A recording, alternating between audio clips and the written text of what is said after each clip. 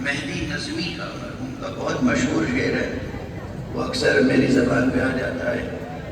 در حسین کو ملتے ہیں ہر خیال کے لوگ، در حسین کو ملتے ہیں ہر خیال کے لوگ، یہ اتحاد کا مرکز ہے آدمی کے لیے۔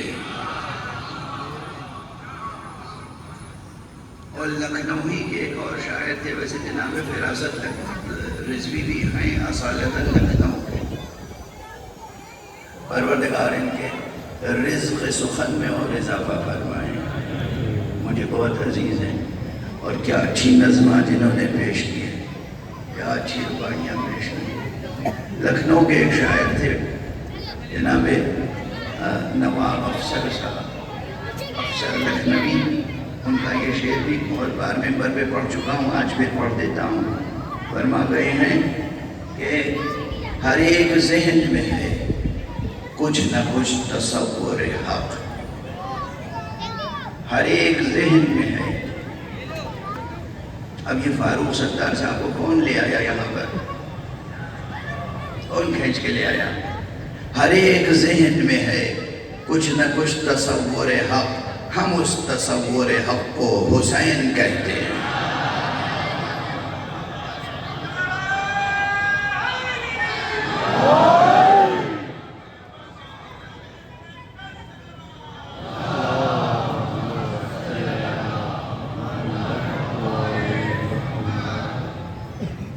بس جوانان عزیز، آپ ملتفت ہیں، بزرگوں سے میں کیا خطاب کروں گا؟ میرا خطاب جوانوں سے ہے، اپنے دوستوں سے، اپنے ساتھیوں سے، اور وہ یہ ہے کہ ہمارا نفس کا سفر، روح کا سفر صرف اور صرف معصوم کی قیادت میں آگے بڑھنا چاہیے۔ معصوم ہر جگہ، ہر معصوم اہمیت رکھتا ہے، لیکن محرم کی ان مجلسوں میں سب سے زیادہ جس کا تذکرہ ہوتا ہے اور جس کے حق کا اعتراف ہوتا ہے اور ہونا چاہیے، وہ سرکار سید الشہداء ابو عبداللہ الحسین کی ذات گرامی۔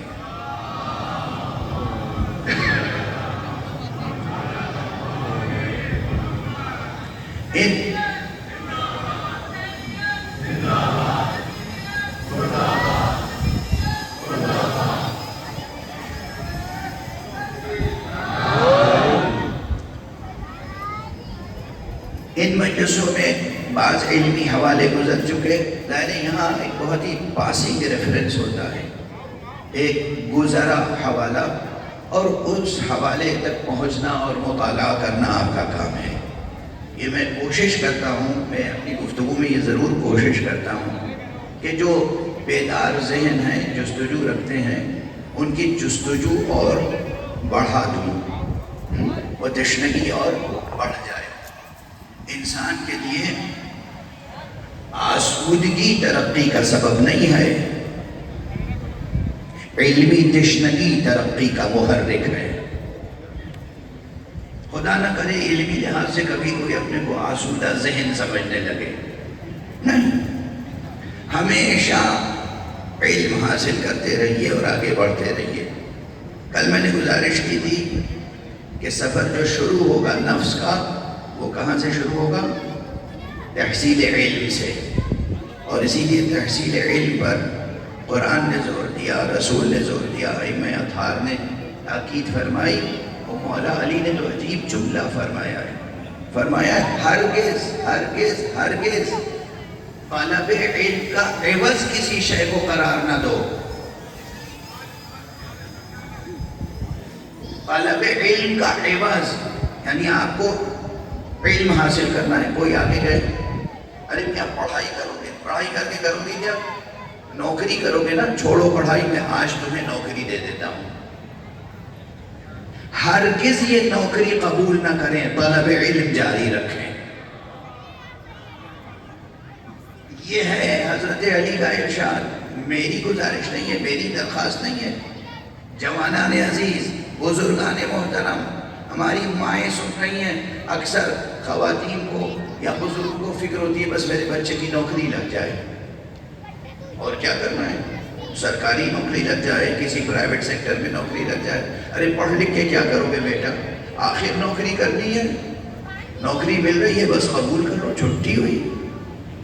نہیں، یہ بہت بڑی غلطی ہے. ہرگز اس فکر میں نہ رہیں. ایک جملہ اور کہہ لینے دیجیے. ایک تو یہ کہ آپ کی ترجیحات میں نوکری نہیں ہونی چاہیے، نہ سرکاری نہ غیر سرکاری. ملازمت، نوکری، سروس یہ آپ کی ترجیحات میں نہیں ہونی چاہیے، مجبوریوں میں ہونا چاہیے. اہل بیت کی تعلیم یہی ہے. اہل بیت نے کہا کہ جب تم نوکر ہو جاتے ہو تو تم اپنی زندگی کا جوہر، اپنی صلاحیتیں، اپنا ذہن، اپنی توانائیاں سب دوسرے کے لیے استعمال کرتے ہو، غیر کے لیے. اور نوکر، غلام ہو جاتے ہو، نوکر ہو جاتے ہو. پہلی ترجیحات کچھ اور ہیں. ابتدائی ترجیحات، زراعت کرو، تجارت کرو، صنعت و حرفت سے کام لو. اگر زراعت، تجارت، زراعت و صنعت و حرفت میں کوئی راستہ نکل نہ پائے، کہ جو ناممکن ہے. زمین تا آسمان اللہ کی کائنات اتنی وسیع ہے کہ اگر ایک شخص علم رکھتا ہو، ذہن بیدار ہو، جستجو بیدار ہو، محنت ہو اس کے اندر، تو نہ جانے کہاں کہاں سے وہ پتھر کاٹ کے اس میں سے چشمے نکال سکتا ہے. سن رہے ہیں جوانان عزیز؟ اس منبر سے یہ پیغام دیا جا رہا ہے، بھولیے گا نہیں. اولو العزمی آپ میں چاہیے، پست ہمتی نہیں. آپ علم حاصل کریں اور اپنے ارادوں کو بلند رکھیں، ورنہ نہ حر بن پائیں گے نہ زہیر. ہمیشہ نوکری کے وفادار رہیں گے نا تو حر کیسے بن سکیں گے؟ حر نے اپنی کتنی بڑی ملازمت ٹھوکر مار دی تھی. تو ملازمت، نوکری یہ ترجیحات میں نہیں ہونی چاہیے. ترجیحات میں کیا مولا علی نے فرمایا، طلب علم کا عوض کسی شے کو قرار نہ دو. اگر یہ ہمت، حوصلہ، یہ زندگی کو اس طرح منظم کر لیا آپ نے، تو پھر بڑی سے بڑی بلندی آپ کے قدم چومے گی. اب جو میں عرض کرنا چاہ رہا تھا کہ اگر آپ کو نفس اور روح کے فرق پر گفتگو کرنی ہو اور تحقیق کرنی ہو تو جائیں بڑے بڑے فلاسفہ کی جو تحقیقات ہیں اس کا مطالعہ کریں. ایک کتاب ہے جس کا نام ہے کتاب اسفار اربعہ، اور اس کے مصنف کا نام ہے، لقب ہے صدر المتألہین. بہت بڑے فلسفی تھے. ملا صدرہ ویسے مشہور ہیں. ملا صدرہ محمد ابن ابراہیم شیرازی، میر باقر داماد کے شاگرد، علامہ بہائی کے شاگرد، اور فلسفے کے میدان میں تقریباً ہمارے شہید مطہری کہا کرتے تھے کہ 1400 برس میں اتنا بڑا فلسفی اسلامی تاریخ نے پیدا نہیں کیا. انہوں نے اسفار میں، کتاب النفس میں جو تحقیقات پیش کی ہیں نفس کے تعلق سے، اسے پڑھیے گا. ٹھیک ہے، ایک حوالہ یاد رہے گا. محمد ابن ابراہیم شیرازی ملا صدرہ سے پہلے اور بہت پہلے ابن سینا گزرے ہیں. ان کا نام بہت سنا ہوگا آپ حضرات نے. ایویسینا مغربی یونیورسٹیوں میں بھی بہت پڑھائے گئے ہیں اور پڑھائے جاتے ہیں. ابن سینا، ابن سینا کا ایک عربی میں قصیدہ ہے جس کا مطلع صرف میں سناؤں گا، پورا قصیدہ تو سنانے کا کوئی فائدہ نہیں. یہ مجمع عربی داں تو ہے نہیں. جب مجمع عربی داں نہیں ہے تو عربی عبارتیں اور عربی کے لمبے لمبے فقرے عرض کرنے سے کوئی فائدہ نہیں ہے. اس کا لب لباب عرض کر دینا بہتر ہے. مگر یہ مطلع بہت شاندار ہے، اور اب تک اس پائے کا اردو میں کوئی قصیدہ روح کی شان اور روح کے فلسفے اور نفس کے فلسفے پہ کسی نے لکھا نہیں ہے. اس کا مطلب یہ کہ حبقت الیک من المحل الارفعی، عینی ہے ابن سینا کے نام سے مشہور ہے. هبطت إليك من المحل الأرفع ورقاء ذات تعزز وتمنع. یعنی جو لوگ زبان کا ذوق رکھتے ہیں خاص طور سے عربی کا اور پھر اوزان اور آہنگ کا، وہ جانتے ہیں کہ یہ ایک شاہکار قصیدہ ہے. معلوم نہیں ہوتا کہ ایک حکیم و فلسفی و مدرس و معلم کا فلسفہ اور مشرق قصیدہ، معلوم ہوتا ہے کہ ایک فطری شاعر ہے جو کمال اور مہارت کے ساتھ شعر کہتا ہے. یہ پورا قصیدہ جو ہے روح کے تعارف میں ہے. روح پڑھیے گا، اسے تلاش کیجیے گا، اس کی شرحیں بھی پڑھیے گا انشاءاللہ. آپ تلاش کیجیے گا تو اس فقیر کی شرح بھی اس قصیدے پہ کہیں نہ کہیں مل جائے گی کچھ دنوں کے بعد آپ کو. ٹھیک ہے، بہت شاندار قصیدہ ہے. حبطت الیک من المحل الارفع. یہ روح کے بارے میں، نفس کے بارے میں نہیں، یہ ہے روح کے بارے میں. اردو میں اور فارسی میں روح کے لیے ایک ترکیب استعمال ہوتی ہے جسے کہتے ہیں طائر روح. طائر روح، طائر کسے کہتے ہیں؟ پرندے کو. روح کو ہمیشہ طائر سے تشبیہ کیوں دیتے ہیں؟ اور یہاں ابن سینا کہہ رہے ہیں حبطت، بہت بلندی سے، بہت بے کرام بلندی سے، من المحل الارفعی، بہت بلندی سے طائر روح تمہارے پاس آیا ہے. نازل ہوا ہے گویا، روح نازل ہوئی. ورقاء ذات تعزز وتمنع. یہ پرندہ پھر وہی ورقا پرندے کو کہتے ہیں، مخصوص پرندہ، مخصوص رنگ کا، اس کی اپنی معنویت ہے، اس کے رنگ کی معنویت ہے، اس کی بڑی خصوصیت ہے. سب نظر میں رکھیے تو پھر اندازہ ہوگا کہ ابن سینا نے یہاں پر روح کے استعارے کے طور پر ورقا کا کلمہ کیوں استعمال کیا. اب یہ قصیدہ اس نظریے پر مبنی ہے کہ روح زمینی حقیقت نہیں ہے، روح مادی حقیقت نہیں ہے، روح خاک کا عطر نہیں ہے. روح ایک نورانی اور مجرد اور آسمانی حقیقت ہے. واضح ہے؟ اور اس کے مقابلے میں نفس کیسے وجود میں آتا ہے؟ نفس وجود میں آتا ہے پہلے، کل تو میں نے عرض کیا کہ ایک قطرہ آب پر ایک نقش بنایا پروردگار نے، اور اس نقش کو بنانے کے لیے کام کس سے لیا؟ خاک کے ذروں سے. یہ جو خاک و آب سے بنا ہوا پتلا ہے یہ دھیرے دھیرے نشو و نما پاتا ہے، اور 4 ابعاد سے تو سب واقف ہیں نا آپ میں سے ماشاءاللہ.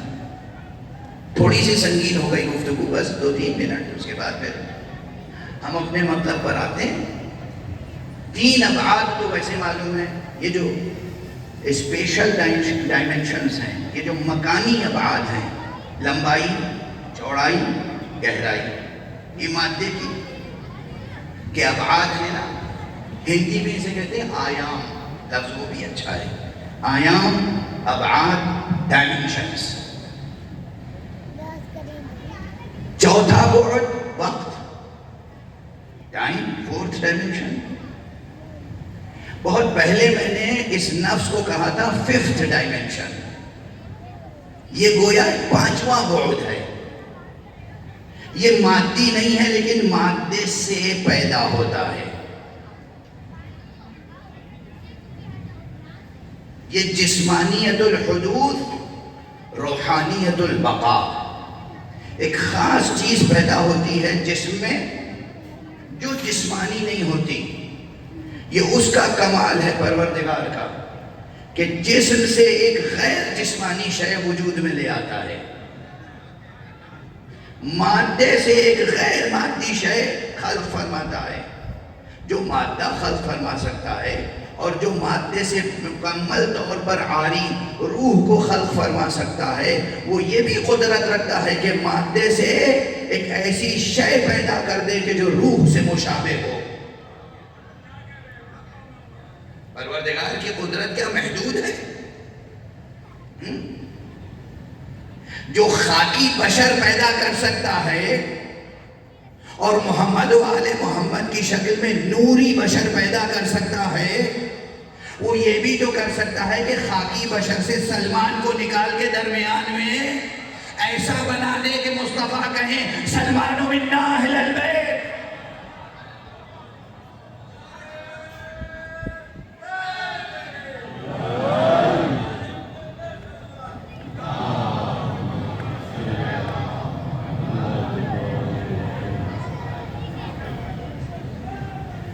روشن ہو گئی نا بات, مربوط ہو گئی. اچھا, اب یہ جو نفس ترقی کرتا ہے, یہ مادے سے پیدا ہوتا ہے, جسم سے, یہ اتنا لطیف ہو جاتا ہے کہ پھر امر الہی, وہ امر ربی, یسألونک عن الروح قل الروح من امر ربی, وہ امر ربی متعلق ہو سکے اس سے, اور وہ امر ربی, وہ روح اس پورے جسم کو منظم رکھ سکے, منسجم رکھ سکے, اس سے کام لے سکے. جب پروردگار نے اتنی قدرت نمائی فرمائی تو پھر آپ سے بھی یہ چاہا, ہم سے بھی یہ چاہا کہ یہ جو نفس بنایا ہے اس کو از اول تا آخر امر ربی کا تابع رہنے کے لیے جو علم ضروری ہے وہ علم حاصل کریں. دیکھیے, یہ یاد رکھیے گا, یہ خطابت نہیں ہے, یہ آپ کا صرف وقت لینے کے لیے خطیبانہ جملے نہیں کہنے کے لیے ممبر پہ کبھی آتا ہے. خدا میری زندگی میں وہ دن نہ لائے. جو کچھ حاصل مطالعہ ہے وہ عرض کرنا چاہتا ہوں, وہ بھی اس لیے نہیں کہ اپنے حاصل مطالعہ کو عرض کروں, بلکہ اس لیے کہ یہ جو ہمارے سامنے بچے بیٹھے ہیں نا, یہ اس کی روشنی میں خود بھی کچھ کارنامے کر کے دکھائیں. میرے ممبر میں آنے کا ہدف و مقصد یہ ہے. تو یاد رکھیے کہ روح کا سفر, نفس انسانی کا روحانی سفر شروع ہوتا ہے تحصیل علم کے ساتھ. علم حاصل کرنا شروع کریں گے اور پھر علم حاصل کرتے رہیں. 2-3 فقرے بہت توجہ سے سنیے گا. دیکھیے, جتنی صفتیں نفس انسانی میں ہیں, انسانی جتنی صفتیں, حیوانی صفتوں کی بات نہیں کر رہا ہوں, آپ کو بھوک لگتی ہے, پیاس لگتی ہے, آپ کو اور کچھ زندگی کی ضرورتوں کا احساس ہوتا ہے, ٹھیک ہے نا, وہ سب مادی اور حیوانی زندگی کے تقاضے ہیں. لیکن جو انسانی اوصاف ہیں, جو نورانی اوصاف ہیں, آپ کس بات پہ ناز کرنا چاہیں تو ناز کر سکتے ہیں. اگر انسانی شخصیتوں کا مقابلہ ہو, مجھے بھوک زیادہ لگتی ہے تم سے, میں تم سے زیادہ کھا سکتا ہوں. تم 10 روٹی کھاتے ہو, میں 50 روٹی کھا کے دکھا دوں. یہ کوئی انسانی مقابلہ ہے؟ اور ہمارے یہاں یہ کوئی انسانی مقابلہ نہیں ہے, انسانی اوصاف نہیں ہے. یہ انسانی اوصاف کیا ہیں؟ تم کتنی زبانیں بول سکتے ہو؟ 2, 3, 4, میں 7 زبانیں بول سکتا ہوں. تم نے کتنی کتابیں پڑھی؟ 100, میں 110 کتابیں پڑھ چکا ہوں. تم نے کتنے علم حاصل کیے؟ 6, 7, میں نے 12 علم حاصل کیے, 14 علم حاصل کیے, اور ابھی پیاس بجھی نہیں ہے, میں اور علم حاصل کر رہا ہوں.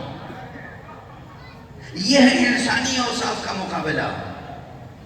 تم نے کبھی کسی سے سچی محبت کی ہے؟ نہیں کی. میں نے کی ہے. مجھے اپنے باپ سے بہت محبت ہے اور سچی محبت ہے. مجھے اپنے بھائی سے محبت ہے اور سچی محبت ہے. مجھے اپنی بہن سے محبت ہے اور سچی محبت ہے. ایسی محبت ہے کہ میراث کے مسئلے میں یہ محبت ٹوٹے گی نہیں, قائم رہے گی.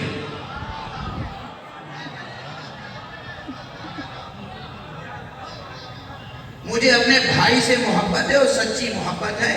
بزنس ہم ساتھ میں کرتے ہیں, کبھی کوئی حساب کتاب 19-20 ہو تو ہو, اس سے محبت پہ فرق آنے والا نہیں ہے. یہ ہے انسانی اوصاف. تمہیں ہے اپنے بھائی سے محبت؟